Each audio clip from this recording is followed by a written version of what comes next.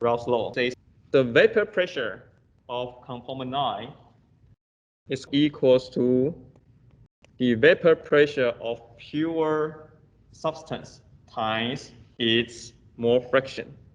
So assuming today you have a closed system, okay, and then inside here you have your solution. Some of your liquid will actually evaporate. It's going to give you a pressure P. Assuming you have two components, you have A and B inside your solution. And both of them, they're actually volatile. Then in your gas, you're going to have a PA and PB. So what you say is actually, okay, I know the vapor pressure of A should equals to the vapor pressure of pure A times the mole fraction I have in the solution. PB is going to equals to your PB star times the mole fraction of B in your solution. This is actually what it really means. All right, so how do we actually come to the chemical potential we just learned to these famous equations? So the concept is that we know the system is actually at equilibrium. The things you should immediately write out is actually, okay, the chemical potential in the gas phase is going to equal to chemical potential in the liquid phase. So in the beginning, you actually have everything is pure, right? So if you have a pure substance, then the mu G will equals to mu G naught plus RT natural log P star over P naught. When you see I put the star means actually it's pure substance. And then when you see I put the naught, it's actually at the standard state. For the liquid phase will be just your mu liquid naught plus V times P star minus P naught. So mu G is this term, and then mu L is latent. After you mix things, you're going to go to another state, which you are going to create your solutions. And you're still going to reach the equilibrium. When you write out your chemical potential of your gas phase, it will be equals to your mu G naught plus RT natural log P over P naught. Where the P is actually the vapor pressure you can measure inside your closed system. And then for your mu L will be actually your mu L naught plus RT natural log X. The reason I write this is because we say if today you have an ideal solution, then the chemical potential of your solution will be actually your mu G naught plus RT natural log Xi, right? That's actually the things we just went through right here. Okay, so that's actually how we define the chemical potential of your solution, right? So I basically just borrow that and then write down here. One thing that we need to know is that if today you are actually under the pure condition, then your P star is going to actually very close to the pressures at the standard condition. That means actually the second term here is going to be very small. So if that is the case, that means actually you can express your mu L naught with this. So I'm going to replace this guy with that.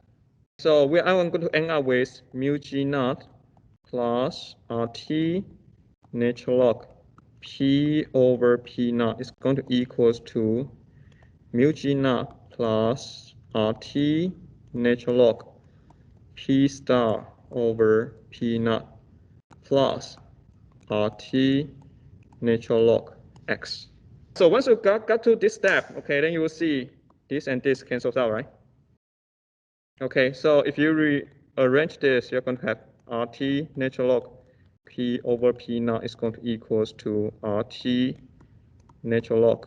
You combine this and that, it will be P naught on the top will be P star times your X. Then RT cancel out, natural log, remove it. Okay, so that eventually P naught cancel out. So what you're going to get is actually your P is going to equal to P star times your X. in order to calculate the individual components. Then we put the I back. Then we get the Raoult's law. So if you plot these things out, you are going to have a mixture, right? And typically people use the mole fraction as your x-axis.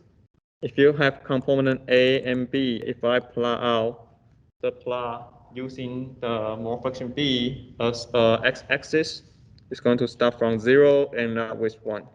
If you are actually at xb equals to 1, then you measure the vapor pressure. Then you are going to get a value, and that is actually your PB star. Of course, even though here I plot out this x-axis, you should be able to translate, okay, for your XA, this will be 1, there will be 0, right? So if you actually go to this point and measure the vapor pressure, the vapor pressure you're going to get will be your PA star, right? So you're going to mark the vapor pressure of pure A right here. Pure B will be right there. Which one is actually higher?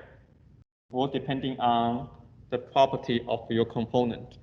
In this case, A or B, which one is actually more volatile?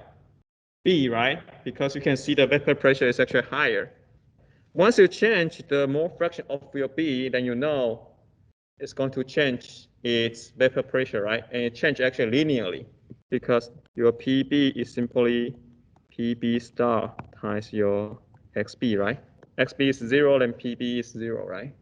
And this is actually linear relationship, and eventually it's going to go to your PB star once you actually reach pure B. The same concept applies to your A. Here you don't have any A, but once you increase your A, eventually you're going to go to your PA star. Another thing that's important is that if you want to know the P total, okay, the P total was simply a direct line combined. Okay, so the red line will be your P total. So this will be actually your PA, this will be your PB. Since we know PI is this, right? So if you want to know the P total, it will be simply the summation of PI star times your XI. A few things for you to think. Okay, once you draw these things out, this tells you what? This actually tells you how the vapor pressure varies with your XB, right? XB is what? XB is actually a mole fraction of B in the solution phase. How about the mole fraction of B in the gas phase? Will it be actually the same line? It shouldn't, right? Because if B is actually more volatile, then in your gas, you should have more B than A, right? So if you actually plot out the gas distribution for ideal solution, you will see something like this. So that is actually your vapor composition. Assuming today you have a mole fraction XB right here. Let's describe the mole fraction of B in your solution phase, right? But in this case, we know B is actually more volatile. If you look at a specific pressure, P total, since B is actually more volatile, therefore this curve will always be on the right-hand side of your P total curve. So what it means in my gas phase, this will be my XB in the vapor phase. So don't worry about this. We're going to talk about this concept over and over again. But the things you should know is if today B is actually more volatile, then the mole fraction of B in your vapor phase should actually be higher than the mole fraction in your solution phase. The things I want to think about will be, we have this P versus mole fraction plot. We have few curve. Okay, one is actually the P total of your solution, and the other one is actually the vapor composition curve. This two curve is going to divide this plot into 3 different zones. Zone 1 is actually the zone above your P total curve. Zone 3 will define the zone below your vapor composition curve. And there's actually another zone is actually between the two. So now the question I have for you is, can you tell me the phase of zone 1, zone 2, and zone 3? We'll actually answer this one in the next lecture.